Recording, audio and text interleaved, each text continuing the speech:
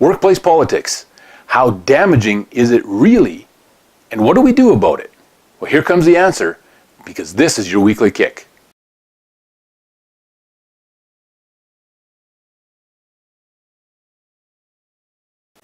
Today I want to talk about a time where it really wasn't my finest hour. It wasn't my best time as a leader. One morning came and I had to fire somebody. I'd been putting it off. I didn't enjoy this. I still don't enjoy when I've got to let somebody go. It's not a fun thing.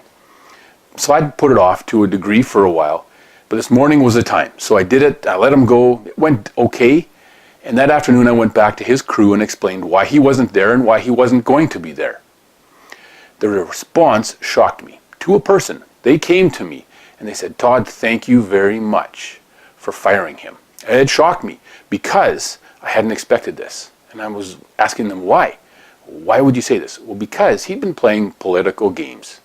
He'd been maneuvering to try to advance himself without doing the work he needed to do. He'd been cutting corners, but playing games so I wouldn't notice what was going on. And I totally missed it. That was totally my fault, and I missed it.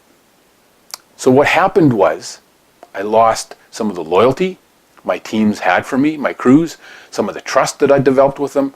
I'd lost some of the momentum that we had developed and the teamwork that we had built. We were lacking in some of that. Some of the high-performing people that were working were now okay. And some of the people who were okay were now poor.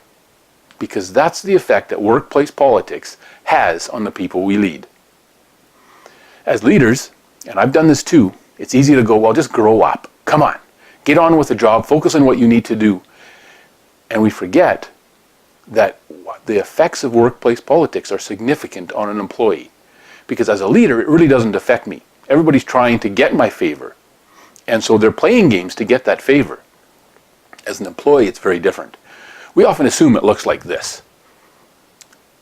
Somebody's got a great big cleaver raised and they bury it in somebody's back. And it's easy to see, and we're thinking, how can I miss that? How's it? I can't miss that. I'll see it if it happens. We don't see it because that is not how it usually happens. Here is how it usually happens. It's not a cleaver that people use. It's a little paring knife. Small cut here, small cut there, small unexpected cut there that nobody really necessarily notices. But what happens is people start looking over their shoulders. They start getting nervous. And they stop focusing on where we're going as a team. They stop focusing on our overall objectives and start watching their back more than they're watching forward.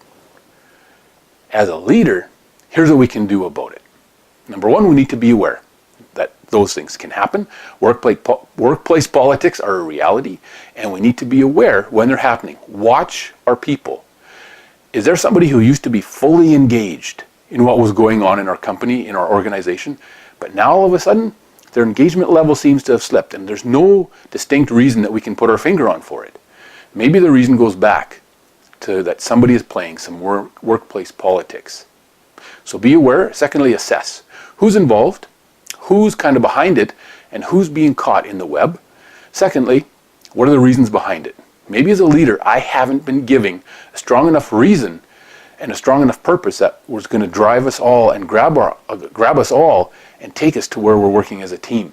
It's going to motivate me to put my own agenda to the side and function as a part of a team, because we're going to all reach our own objectives faster and better as a team than we will as individuals.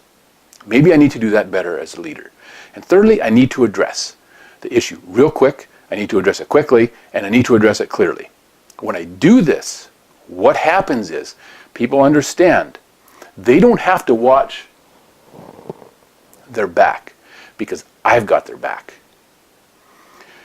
When people know that their back is taken care of, that they're being protected, they will focus on where they're going, on where we're heading as a team, and what we need to do to get there.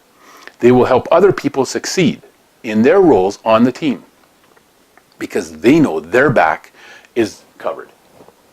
When I, as the leader, have their back, they're not worried about it. As leaders, we need to be aware of when it happens. We need to assess what's actually going on, who's involved, and we need to address it quickly and clearly. There's a great opportunity for a leader to show their people that they have their backs and that they'll take care of it. Have a great week, and we'll see you next Wednesday for your Weekly Kick. Danny and Tom, thanks for letting me coerce you into being my models for this week's Weekly Kick.